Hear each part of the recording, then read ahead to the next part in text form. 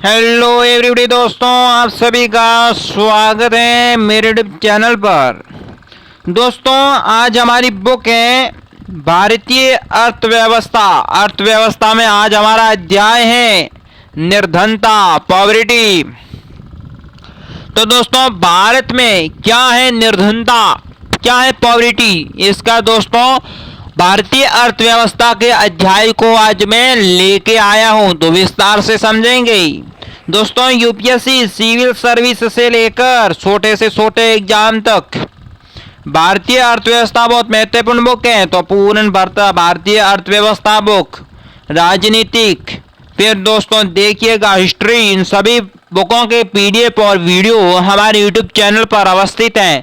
तो सब्सक्राइब करें हमारे यूट्यूब चैनल, वीडियो को लाइक करें और दोस्तों के साथ शेयर कर लें।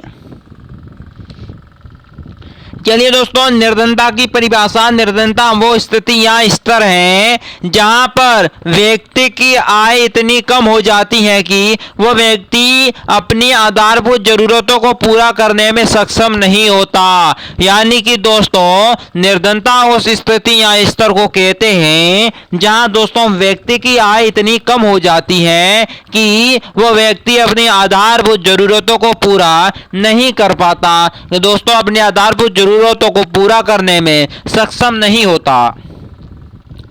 वर्तमान समय में निर्धनता के आकलन के लिए उपभोग या व्यय विधि दोनों का उपयोग सरकार द्वारा किया जाता है। भारत की निर्धनता में एक और बड़ी समस्या है दोस्तों निर्धनता के प्रकार, यानी कि बाद में निर्धनता के कितने प्रकार हैं। निर्धनता के मुख्य रूप से दो प्रकारों में वर्गीकृत किया गया है। दो प्रकार हैं दोस्तों, एक निरपेक्ष निर्धनता और दूसरी होती है सापेक्ष निर्धनता। तो क्या होती है निरपेक्ष निर्धनता? निरपेक्ष निर्धनता दोस्तों वो स्तर जहां व्यक्ति अपनी आधारभूत जरूरत रोटी, कपड़ा, मकान पूरा करने में सक्षम न हो, जिसके अंतर्गत एक निश्चित मापदंड तय किया गया है। उससे पूर्व मापदंड दोस्तों निर्धारित मापदंड से नीचे के स्तर के लोगों को गरीब माना जाता है। इस तरह से यहाँ पर निर्धनता रेखा को तय करा जाता है। निर्धनता दोस्तों यहाँ पर निर्धनता के मापन की विधि दोस्तों निरपेक्ष निर्धनता के मापन की विधि को हेड काउंट विधि भी कहा जाता है। क्या कहते हैं? हेड काउंट विधि। भारत में निर्धनता रेखा को दो तरह के तय किया है, कैलोरी अंतर्गत और न्यूनतम उपभोग व्यय। यानी कि दोस्तों कैलोरी अंतर्गत क्या होता है? कैलोरी अंतर्ग्रहण। भारत में निर्धनता लोगों का निर्धारण पोषण के आधार पर किया जाता है, यानी कि पोषण का आधार कैलोरी से बनाया गया है। यानी कि दोस्तों एक व्यक्ति प्रतिदिन कितने कैलोरी भोजन उपलब्ध होना चाहिए, ये दोस्तों तय करके निर्धनता रेखा का निर्धारण किया गया है। इस कार्य के लिए वर्ष 1990 में लकड़ावाला समिति का गठन दोस्तों निर्धनता में किलो कैलोरी भोजन कितना उपलब्ध होना चाहिए इसके लिए गठन किया गया था। लकड़ावाला समिति दोस्तों इसके अंतर्गत कैलोरी अंतर्ग्रहण विधि में सबसे पहले लकड़ावाला समिति ने तय किया था। गांव में 2400 कैलोरी दिन और शहर में 2100 कैलोरी दिन के समय यदि किसी को प्राप्त होता है तो वो दोस्तों गरीब नहीं माना जाता।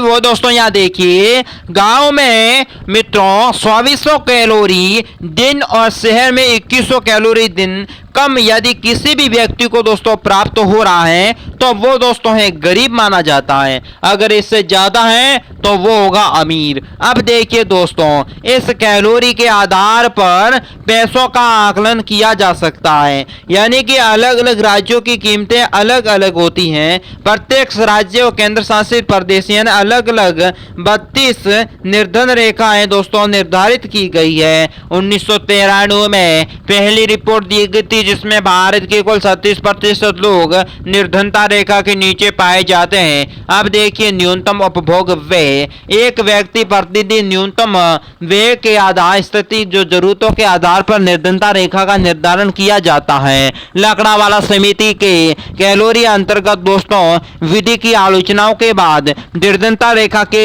निर्धारण के लिए सुरेश तेंदुलकर समिति का गठन वर्ष 2003 में दोस्तों किस समिति का गठन किया गया था? सुरेश तेंदुलकर समिति।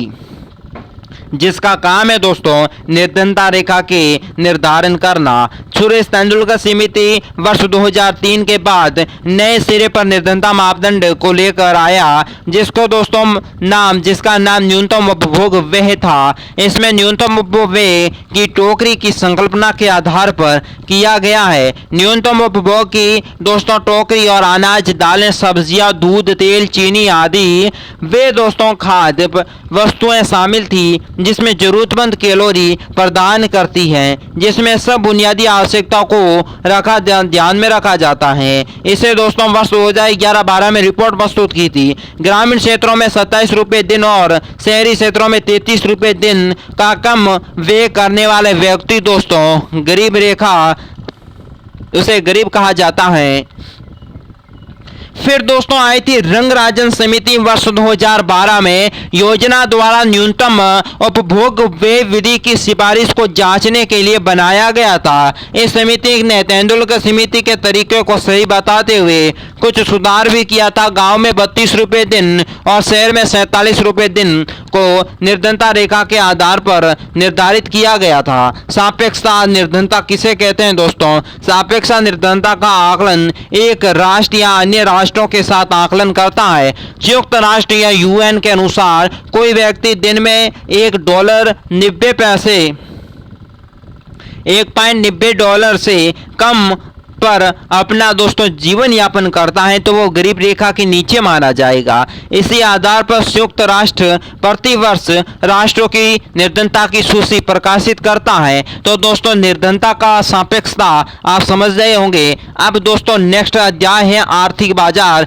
अगर पिछले वीडियो में कुछ आपको गलती लग रही है तो उसे कमेंट बॉक्स में जरूर बताएं। वीडियो को लाइक करें दोस्तों, अनलाइक ना करें, और दोस्तों चैनल को सब्सक्राइब करें और इस वीडियो को दोस्तों के साथ शेयर कर लें। चलिए दोस्तों नेक्स्ट वीडियो है आर्थिक बाजार। भारतीय अर्थव्यवस्था का अध्याय है आर्थिक बाजार। इस अध्याय को देखना ना भूलें। आज की वीडियो में बस इतना ही। भास्कर को दीजिए इजाजत। नमस्कार।